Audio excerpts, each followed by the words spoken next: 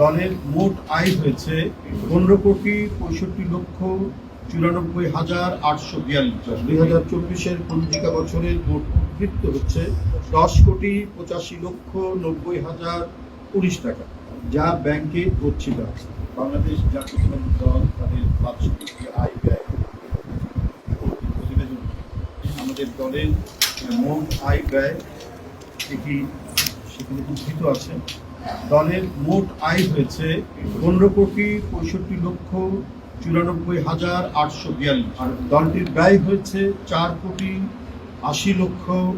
দলটির মোট ব্যয় হয়েছে 4,80,04,823। অনেক সময় প্রশ্ন করেন যে আমাদের আয়ের উৎসটা কি, সেটাও আমরা এখানে জানিয়ে দিয়েছি।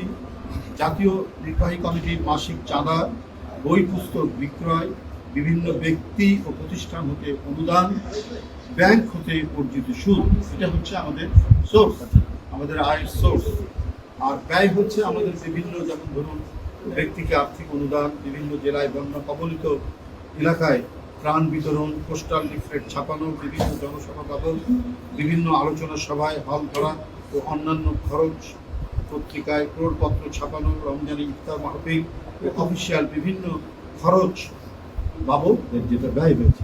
2024-এর পঞ্জিকা বছরের মোট উদ্বৃত্ত হচ্ছে 10,85,90,019 টাকা, যা ব্যাংকে গচ্ছিত আছে।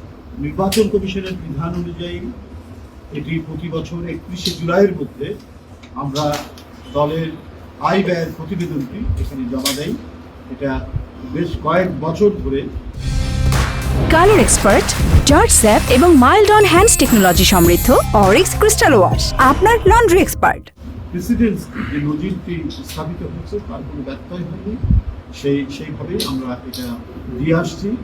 দেশের মানুষের প্রত্যাশা, জনগণের প্রত্যাশা, যে জনগণ দীর্ঘদিন ভোট দিতে পারে, যারা ভোট বঞ্চিত ছিল, অবাধ সুষ্ঠু নির্বাচনকে একেবারে জাদুঘরে পাঠিয়ে দিয়েছিল শেখ হাসিনা, সেইখান থেকে বর্তমান নির্বাচন কমিশন একটি দায়িত্বশীল ভূমিকা পালন করবে এবং অবাধ সুষ্ঠু ইনক্লুসিভ নির্বাচন অনুষ্ঠিত করার জন্য তারা যে যাবতীয় যে কাজগুলো করা দরকার সেই কাজগুলো তারা করবেন।